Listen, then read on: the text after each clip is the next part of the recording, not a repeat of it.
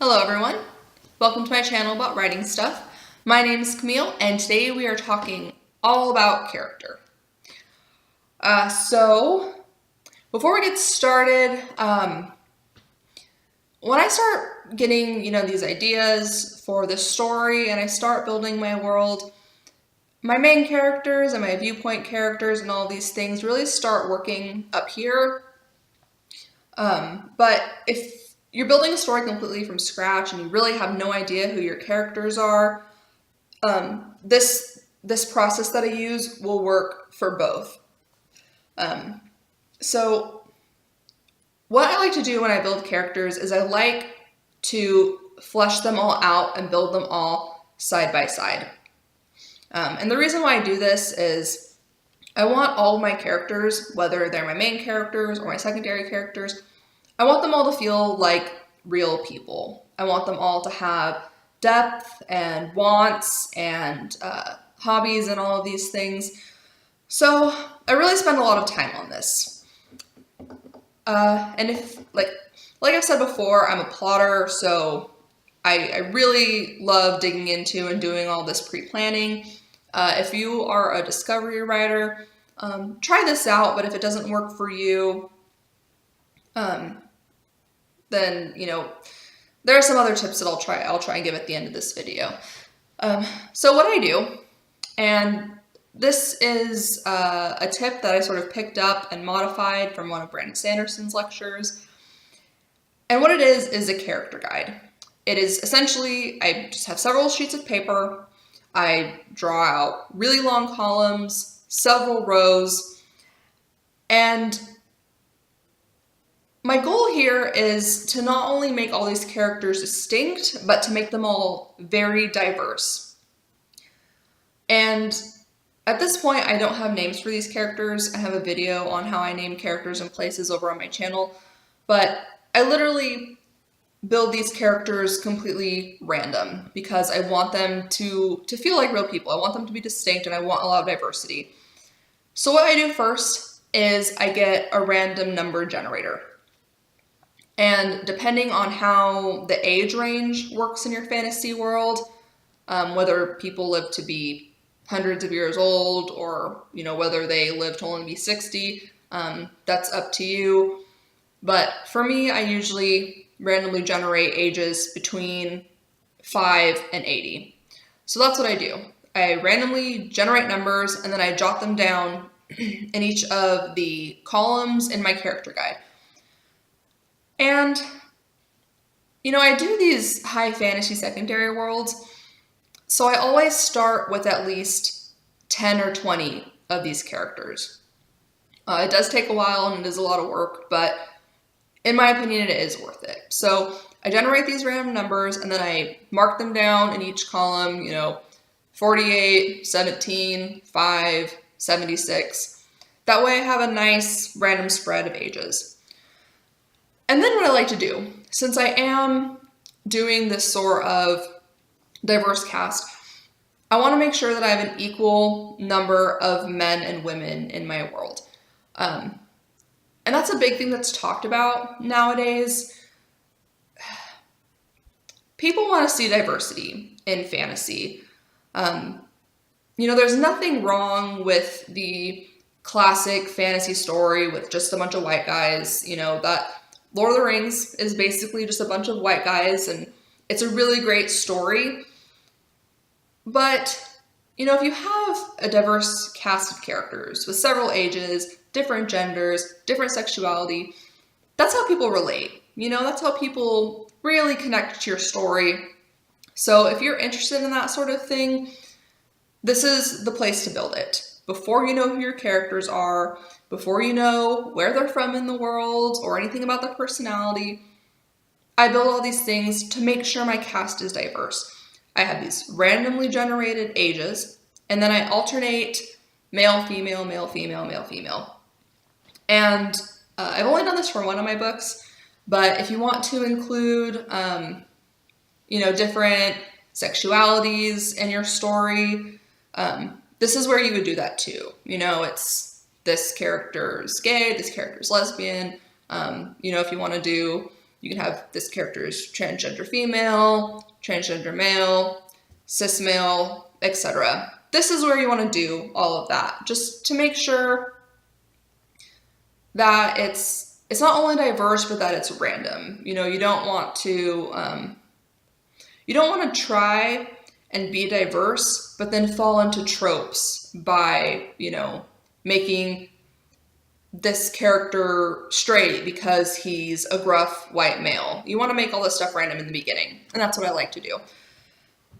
So once I have all of that mapped out, the big thing that I like to do first, and you don't have to do this exactly how I do it, you can totally change it up, but this is my favorite part. I go to Wikipedia and I look up the full list of hobbies. And what I love about this is there's a shit ton of hobbies on this list, and they are separated in between indoor hobbies and outdoor hobbies. And, you know, it's easy to see people and to try and figure out who people are based on things like their job or their political affiliation or their religion or their culture. But I'm a firm believer that these things are, they're coincidental. You know, there are some cases where, you know, people pursue their career based on a hobby. There are, you know, people who find their religion later in life, like I did. But a lot of the time, people just fall into their career. They were raised in a specific religion. We can't control where we're born, what our culture looks like, what our family dynamic looks like. But what we can control is what we do in our spare time. You know, for example, my hobbies are, I like to paint, I like to write, I like to crochet, I like to bake. And these are all hobbies that revolve around me being alone. And that really shines a light on who I am as a person. That shines a light on the fact that I'm an introvert, that I am a geek for these things, that if I had a choice between going to a club or going to an art fair, I'd go to the art fair. You know, that informs what I spend my money on. I spend so much money on art supplies. That informs that I really love story and movies and books and all these things. So that's really my whole idea of why I start with hobbies first. What we choose to do in our spare time literally just tells the world who we are. So that's what I do. I give each character 3 hobbies. The first one is an indoor hobby. The second is an outdoor hobby. And then the third one is an out of place hobby.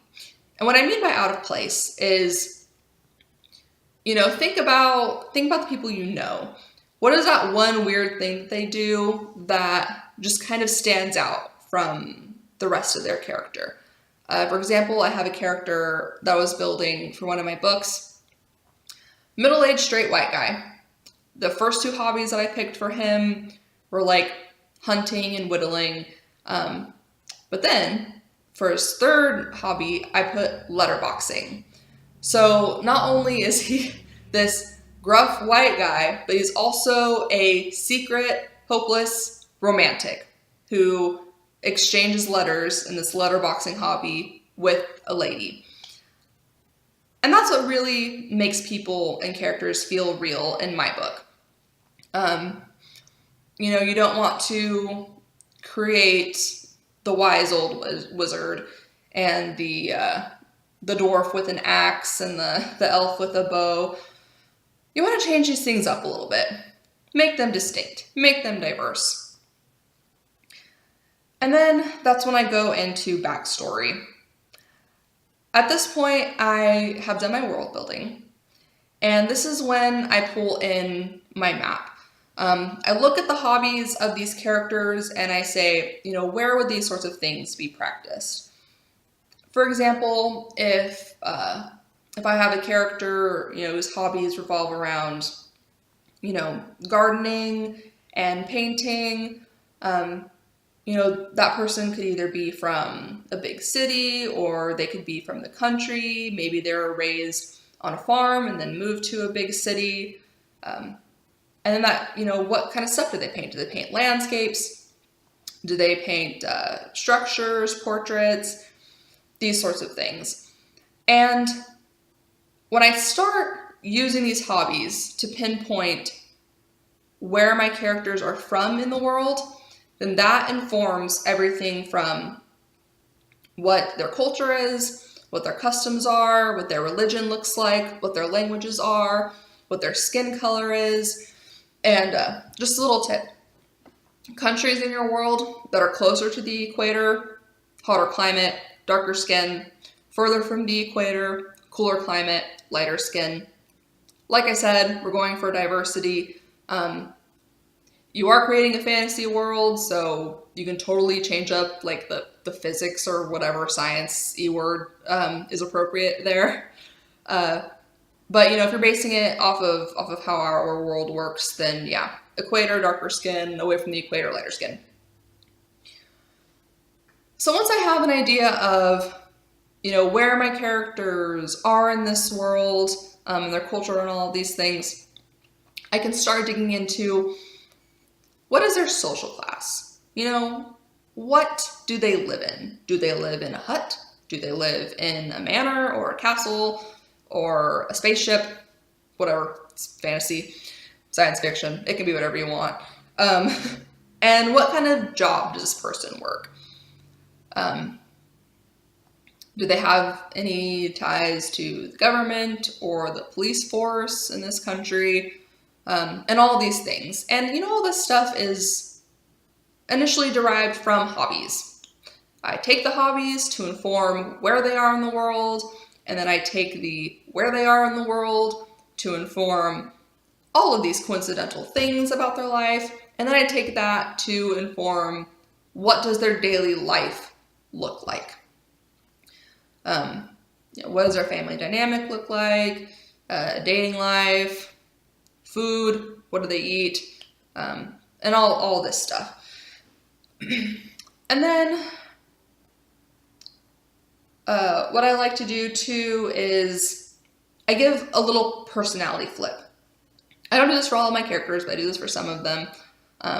For example, I have this character named Nemen in one of my stories. One of her hobbies is she does metalwork. She makes swords and daggers and things, but she is against violence. It's, the sword making is literally just an art form for her and all of these things. And this comes back around to, making the characters feel real, making them distinct, giving them reasons for doing the things that they do. And then for some of my characters, I like to give verbal tells. The verbal tells that I use a lot in these videos are, I say, a lot as kind of a placeholder, even though if you did know, you probably wouldn't be watching these videos. Another vocal tell that I have is things like this. You want to use these things sparingly, but if you use them well, you can lapse on stuff like dialogue tags, and your reader will be able to distinguish your characters a lot easier with verbal tells. And also languages, sayings in different languages, words here or there, etc. And then at this point, I start connecting people. If I have a couple characters from the same part of the world, it's, okay, how do these people know each other? Are they related? Are these people in a relationship? Are these people business partners? And I start connecting these characters because that's where the story starts to come in. How do these characters interact with one another? And, where's the conflict? That's a big one. Do I have two characters from two different warring countries or from two different cultures that completely despise the other, etc. And I start to make these crucial connections. And then I name them. I have a video on how I name characters and places and things, so you can go check that out. And that's pretty much all I do. Sometimes I'll give them little like personality tags, like this person's a narcissist, this person's a giver. But I really don't want to write. I don't want to have too many parameters around my character because their personality will change with the story and as I need to accommodate. And yeah, so I don't usually go much further than that, but you can. If you are a discovery writer, one thing that you can do, and this is what I do for creating characters in my short stories, I discovery write my characters for short stories, and I do what I call a character interview. And I basically in my head, I pretend like I'm talking to a fictional character. I kind of visualize it and I ask that character questions. And then I think of weird answers. I'll ask them, like, where are you from? What are you doing? What are you doing with your time? Why are you doing that? Are you alone? These sorts of things. And it really just kind of flows. That's a big thing for discovery writers. If you're excited about something or if you get an idea for a character, start writing. Because that's, from where I'm sitting, I discovery write my short stories. And it's the excitement that pulls me through, that helps me build the character and the story and figure out what the story is actually about and all of this stuff. So for discovery writers, trying to build characters, when you get inspiration, try doing these character interviews. You can have a character sort of walk through a scene and just take note of the things that your character would notice or would want to buy, or how they interact with other people and things like this. So that's all I got for you guys today on just like the character guide and the basis of how I start creating my characters. I'll do more videos on antagonists, protagonists, the big stuff, and yeah. So once again, the resource is go to Wikipedia, look up the long list of hobbies, and start picking out a couple of those for your characters. That's all I have. I'll see you guys next time, and for now, you should be writing stuff.